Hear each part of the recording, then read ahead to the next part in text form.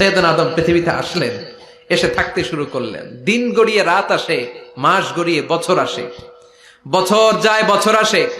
ঠিক 940 বছর পর মালাকুল মাউত আদম আলাইহিস সালামের কাছে আসলেন, বললেন আনা মালাকুল মাউত উকিলা বিকুম, আপনাদের জন্য আল্লাহ আমাকে বানিয়েছে রূহ কবজ করতে। ও আদম, আবুল বাশার, পৃথিবীর প্রথম মানব, প্রথম নবী, আপনার সময় শেষ, রেডি হন। কি হন? খেলা শুরু হবে, এখনই রূহ কবজ করে নিয়ে যাব। সাইয়েদনা আদম বলে, এখন আসছো কেন? আমার আরো 60 বছর বাকি আছে। মালাকুল মাউত বলে, না, আপনি রূহের জগতে আল্লাহর কাছে আপনার সন্তান দাউদকে কয় বছর দিয়েছিলেন? 60 বছরের জন্য 940 বছর আপনার জন্য লেখা। আমি এখন আপনার রূহ কবজ করতে চাই। সাইয়েদনা আদম বলে, আমি মানি না, আমি কাউরে দেই নাই। 60 বছর আমি দেই নাই, আমি আরো বাঁচবো, আমি আরো বাঁচবো, 60 বছর আমি বাঁচবো, আমি দেইতেই নাই। মিয়া যাও। মালাকুল মাউত আল্লাহর যে বলে, আল্লাহ দেয় নাই বলে, আসলে ভুলে গেছে। আসলে আফাতুল ইলমি আন-নিসিয়ান, মানুষ ভুলে যায়, মানুষ বড্ড ভুলে যায়। আমরা অনেক সময় খাইয়াও কই খাই নাই। অনেক কিছু আপনি দিছিলেন কিন্তু ভুলে যাই, গলার নিচ দিয়ে নামার পরে কই তুমি কিচ্ছু দাও নাই। আছে না নাই? নাসিয়া আদম ফানাসিয়া বানু, আদম আলাইহিস সালাম ভুলে গেছেন, তাই আমরাও ভুল করি, ঠিক কি না? এজন্য আমাদের নেতারাও বলে এটা দেব ওটা দেব, নির্বাচনের পর সব ভুলে যায়। আছে না নাই? ওই যে আদম আলাইহিস সালাম ভুলছে, আমরাও ভুলে যাই। ওনাদের দোষ কি? ভুলে যায়, বেমালুম ভুলে যায়। আল্লাহ বললেন, মালাকুল মাউত আর জোরাজুরি করো না। 940 নয়, ঠিক 1000 বছর পরে আদমের কাছে যাবা। আমি আমার আদমের ভাগ্যে এই জিনিসটাই রেখে দিয়েছিলাম রে মালাকুল মাউত। আমি আগ থেকে এটাই রেখেছি, আমি জানতাম সে ভুলে যাবে। চিল্লায় কোন সুবহানাল্লাহ। তার মানে পৃথিবীর সবচাইতে লম্বা মানুষ, 60 হাত লম্বা, এত শক্তিশালী আদম আলাইহিস সালাম শ্রীলঙ্কাতে প্রথম নেমেছিলেন। এক লাফ দিলে আধা মাইল চলে যাইতেন। সুবহানাল্লাহ। কি লম্বা মানুষ। আদম আলাইহিস সালাম চলে গেলেন, উনার পরের নবী ইদ্রিস আলাইহিস সালাম, উনি মরে নাই। ইদ্রিস আলাইহিস সালাম মরছে, কে বলছে? উনিও মরেছেন। তবে উনার মৃত্যুর আজীব এক ঘটনা আছে, অনেক লম্বা কথা। এক ফেরেশতার সাথে উনার বন্ধুত্ব হয়েছিল, বলেছিলেন আমি আকাশ দেখতে চাই, আল্লাহর কাছে অনুমতি চাই। আল্লাহ বলল ঠিক আছে, ইদ্রিসকে আকাশে ঘুরাও। প্রথম আকাশে ঘুরলেন, দ্বিতীয় আকাশে ঘুরলেন, তৃতীয় আকাশে ঘুরলেন, চতুর্থ আকাশে ঘুরলেন। ইন দ্য মিন টাইম চতুর্থ আসমানে মালাকুল মাউত পৃথিবীর দিকে নেমে আসছিল। ওই ফেরেশতা বলে, মালাকুল মাউত আপনি কই যান? মালাকুল মাউত বলে, একটু আগে আল্লাহ ফরমান জারি করেছে, চতুর্থ আসমানে আমার নবী ইদ্রিসের রূহ কবজ করো। সুবহানাল্লাহ। আমি বললাম, আল্লাহ আপনার পাঠানো নবী সাইয়েদনা ইদ্রিস থাকে দুনিয়ায়, চতুর্থ আসমানে পামু কই? আল্লাহ কয় কথা নাই, দৌড় দে। আমি দৌড় দিলাম, এসে দেখি ইদ্রিস আলাইহিস সালাম এখানে রেডি। সুবহানাল্লাহ। ওয়া রাফা'নাহু মাকানান আলিয়্যা। ইদ্রিস আলাইহিস সালামের রূহ কবজ দুনিয়ায় হয় নাই, চতুর্থ আকাশের মধ্যে হয়েছে। একটু চিৎকার করে পড়বেন সুবহানাল্লাহ। এরপরে সুলাইমান আলাইহিস সালাম, উনি তো মরে নাই, মরছে? উনি জিন চালাইতো, উনিও মরবে? শক্তিশালী একজন নবী ছিল। উনি মালাকুল মাউতকে বলেছিলেন, মালাকুল মাউত আমার মৃত্যুর সুয়াইয়া, সামান্য কিছু আগে আমারে বইলো, আমার একটা কাজ আছে। মালাকুল মাউত মৃত্যুর কিছু সময় আগে এসে বলল, সুলাইমান টাইম ইজ আপ, সময় শেষ, অল্প কিছু সময় বাকি, কি করবেন করেন। সাইয়েদনা সুলাইমান জিনদেরকে ডাকলো, ও জিনেরা, বিশাল একটা প্রজেক্ট আছে, প্রজেক্টে কাজ শুরু করো। আর কিছু জিনকে বলল, চারদিকে গ্লাস ফিটিং করা একটা রুম বানাও। সাইয়েদনা সুলাইমান আলাইহিস সালাম গ্লাস ফিটিং করা রুমের ভেতরে ঢুকলেন। এই রুমে ঢুকার দরজা নাই, হাতে একটা লাঠি নিলেন। কি নিলেন? লাঠির মধ্যে ভর করে দাঁড়িয়ে রইলেন আর জিনদের দিকে তাকিয়ে রইলেন। জিনেরা এত বদমাশ ছিল, সাইয়েদনা সুলাইমান দাঁড়িয়ে না থাকলে কাজ করতো না। ছিল ফাঁকিবাজ। কি ছিল? দাঁড়ায় না থাকলে আজও লোকজন কাজ করতে চায় না, ঠিক কিনা? মালিক দাঁড়ায় থাকলে ঠিকই কাজ হয়ে যায়। সুলাইমান আলাইহিস সালাম লাঠির মধ্যে ভর দিয়ে দাঁড়িয়ে রইলেন আর বললেন কাজ করো। জিনেরাও কাজ শুরু করলো। ওদিকে মালাকুল মাউত এসে বলে, ও সুলাইমান সময় তো শেষ। সুলাইমান বলে, সমস্যা নাই, রূহ কবজ করো। উনি লাঠির মধ্যে ভর দিয়ে দাঁড়িয়ে রইলেন। গ্লাস ফিটিং করা রুমের ভিতরে কোরআন সাক্ষী। মালাকুল মাউত ওইভাবে লাঠিতে ভর দেওয়া অবস্থায়, দাঁড়ানো অবস্থায় সাইয়েদনা সুলাইমান আলাইহিস সালামের রূহ কবজ করে নিলেন। উনি এমন ভাবে দাঁড়িয়েছেন, রুহু চলে গেল, লাশ হয়ে দাঁড়িয়ে রইলেন, লাঠির মধ্যে দাঁড়িয়ে আছেন, জমিনের মধ্যে লুটিয়ে পড়ে নাই। সুবহানাল্লাহ। জিনগুলো দূর থেকে ভাবলো বস তো দাঁড়ায় আছে। কে দাঁড়ায় আছে?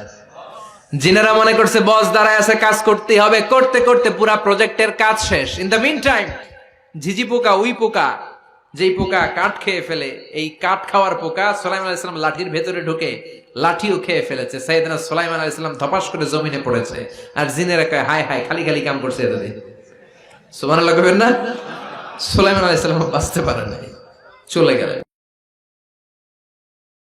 মুসা আলাইহিস সালাম মরছে? উনি মরবে কেন? উনি তো খালি মারে। মরছে? এক থাপ্পড়ে ফেরাউনের বাবুর্চি নাই। মুখের আগে হাত চলতে কয়েকজন, এর মধ্যে মুসা আলাইহিস সালাম আছে না নাই? মালাকুল মাউত মানুষের আকৃতিতে অনুমতি না নিয়ে ঘরের ভেতরে ঢুকে গেল। ঢুকে বলে আনা মালাকুল মাউত, আমি মৃত্যুর ফেরেশতা। তো কি চাও? জিতু আন আকবাদা রূহাক, আপনার রূহ কবজ করতে আসছি। কিন্তু মুসা আলাইহিস সালাম দেখতেছেন দিব্যি একজন মানুষ, কি দেখে? আবার সালাম দেয় নাই, অনুমতি নিয়েও ঢুকে নাই। অমিয়া অনুমতি নিয়ে ঘরে ঢোকার দরকার আছে না নাই? মুসা আলাইহিস সালামের মেজাজ বড় গরম। উনি বললেন কি করবি? কয় আপনারে মারবো। কয় এদিকে আয়। মালাকুল মাউত মনে মনে ভাবে এতদিন সব মানুষগুলো আমারে দেখলে দিত দৌড়, আজকে মনে হয় আমারে দিতে হবে দৌড়। এক পা গায়ে দুই পা পেছায় সাহস করে সামনে গেলেন। আবার মুসা আলাইহিস সালাম দিলেন এরকম থাপ্পড়। ফাসাক্কাহু ফাফাকু আইনা, বুখারীর বর্ণনা, এক থাপ্পড়ে চোখ নাই। ঠিকই মালাকুল মাউত দৌড়, এক দৌড়ে আল্লাহর কাছে। আল্লাহ বললেন রাখো, এটা মুসা আলাইহিস সালাম, তার মেজাজ বড্ড গরম, আমাকে কথা বলতে হবে। আল্লাহ বললেন মুসা, বুখারীর বর্ণনা, গরুর পিঠের উপর হাত রেখে দাও। রাখা হলো। তোমার হাতের নিচে গরুর যত পশম, প্রত্যেক পশমের বিনিময়ে এক এক বছর করে হায়াত বাড়িয়ে দিলাম। মুসা আলাইহিস সালাম অনেক চালাক নবী। উনি বললেন আল্লাহ, আমার হাতের নিচে যদি গরুর 2000 পশম থাকে, তার মানে 2000 বছর হায়াত বাড়িয়ে দিলেন, কিন্তু এক্সট্রা হায়াত যখন শেষ হয়ে যাবে এরপরে কি হবে? আগে ওইটা বলেন। আল্লাহ বললেন সুম্মাল মাউত, তারপরে তো মুসা মরতেই হবে, আসতেই হবে। সাইয়েদনা মুসা আলাইহিস সালাম বললেন ফাল আনা, তাহলে আর দেরির দরকার নাই, এখনই আমি আপনার কাছে চলে যেতে চাই। মালাকুল মাউত মুসা আলাইহিস সালামের রূহ নিয়ে উড়াল দিলেন। সুবহানাল্লাহ। বাঁচতে পারছে? বিশ্বনবী মরে নাই, উনি ইন্তেকাল করেছেন। চিল্লা এখন ঠিক কিনা? ইন্তেকালের আগে বিশ্বনবী প্রচন্ড অসুস্থ হলেন। মা আয়েশারে ডেকে বললেন, আয়েশা মনে হয় আমি বাঁচবো না। ওই যে খায়বার বিজয়ের দিন, খায়বার দুর্গ বিজয় করার পরে এক ইহুদি মহিলা আমার দাওয়াত দিয়েছিল। ওই দাওয়াত খেতে যাওয়ার পরে গোশতের মধ্যে বিষ মাখানো হয়েছিল রে আয়েশা। ওই বিষ মাখানো খাসির গোশত খেয়ে যে ব্যথা আমার পেটে উঠেছিল, আজ আবার সেই ব্যথা উঠেছে। বিশ্ব নবী ওই বিষ খাওয়ানো গোশতের কারণে ইন্তেকাল করেছেন। তার মানে বিশ্ব নবী শাহীদ। জামা আল্লাহু বাইনা নবুওয়া ওয়া শাহাদা, আল্লাহ বিশ্ব নবীকে শুধু নবী বানায় নাই, শহীদ হিসেবে কবুল করেছে। সুবহানাল্লাহ কইবেন না? প্রচন্ড অসুস্থ, উনি ছাড়া মসজিদে নববীতে কেউ ইমামতি করার সাহস পায় না। বিশ্বনবী বললেন আবু বকর তুমি যাও, আবু বকরও যায় না। বিশ্বনবী বললেন পানি আনো। বিশ্বনবী পানি দিয়ে ওযু করলেন। ওযু করে কয়েকজন সাহাবীকে ধরে উঠতে চাইলেন, আবার ধপাস করে বেহুশ হয়ে পড়ে যায়। বিশ্বনবী উঠতে পারে না। আবার বললেন ঠান্ডা পানি আনো। পানির ভেতরে বিশ্বনবী 2 হাত ঢুকিয়ে দিয়ে ঠান্ডা ভিজা হাত দিয়ে চেহারার মধ্যে মাসে করলেন আর বললেন ইন্নালিল মাউতিলা সাকারাত, হায়রে মৃত্যুর কি যন্ত্রণা, হায়রে মৃত্যুর যে কি কষ্ট। ও মিয়া, বিশ্বনবী যদি মৃত্যুর কষ্টে কাতরায়, আমাদের অবস্থা কি? আমাদের নসিবে কি আছে? আল্লাহ তুমি বাঁচাও, পড়ে না আমিন। বিশ্বনবী কাঁদছেন, সাহাবারা একের পর এক দেখতে আসে, কান্নার রোল পড়ে গেল চারদিকে। বিশ্বনবীর কলিজার টুকরা নয়নের পুটুলি সাইয়্যিদাতুনা ফাতিমা বিশ্বনবীর কান্না সহ্য করতে পারে না। বিশ্বনবীকে ধরে ফাতিমা, সাইয়্যিদাতুনা ফাতিমা বিলাপ করা শুরু করে দিলেন, চিৎকার দিয়ে কান্নাকাটি শুরু করে দিলেন আর বললেন ওয়া কুরবাবা, ওয়া কুরবাবা, হায় হায় আমার বাবার কি কষ্ট, আমার বাবার কি কষ্ট হচ্ছে। বিশ্বনবী বললেন ফাতেমা তুমি কেঁদো না, আমার কষ্ট আজকের পরে আর থাকবে না, আজকে তোর বাবার সব কষ্ট বন্ধ হয়ে যাবে। কি যেন কানে কানে বললেন, ফাতেমা আরো কেঁদে দিল। আবার কানে কানে কি যেন বললেন, ফাতেমা হেসে দিল। বিশ্বনবীর ইন্তেকালের অনেক পর মা আয়েশার কাছে ফাতেমা বললেন, আমি যখন প্রথমে কেঁদেছিলাম আব্বা বলেছিল আমি আর বাঁচবো না রে ফাতেমা।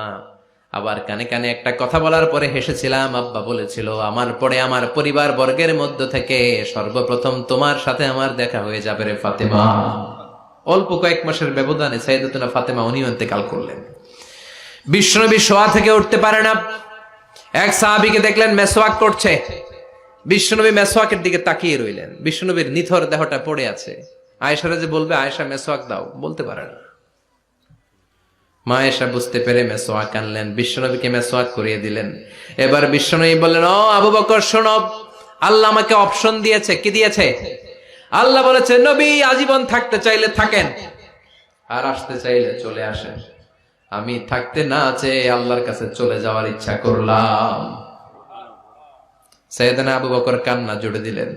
বিশ্বনবী বললেন, আসসালাত আসসালাত, ও আমার উম্মতেরা নামাজ তরক করো না। ইন্তেকালের আগে বললেন নামাজ ছেড়ে দিও না। আর বললেন ওয়ামা মালাকাত আইমানুকুম, তোমাদের অধীনস্থ কর্মচারীদের সাথে খারাপ আচরণ করো না। ঘাম শুকানোর আগে পয়সা দিয়ে দিও। আর হাত দুটো উঁচু করে বললেন আল্লাহুম্মা ইলার রাফিকিল আলা, ও আল্লাহ আমি আপনার কাছে যেতে চাই। এই কথাটা বলে বিশ্বনবীর হাত দুইটা থপাস করে জমিনে পড়ে গেল। বিশ্বনবীও চলে গেলেন। থাকতে পেরেছে কেউ? চিল্লায় বলেন। এজন্য আমরা আল্লাহর কাছে ইমানি মৃত্যু চাই। কি মৃত্যু? আমরা উত্তম মৃত্যু চাই। চিল্লায় বলেন কি মৃত্যু? এজন্য মরণের আগে ইমান নিয়ে মরার দরকার আছে না নাই?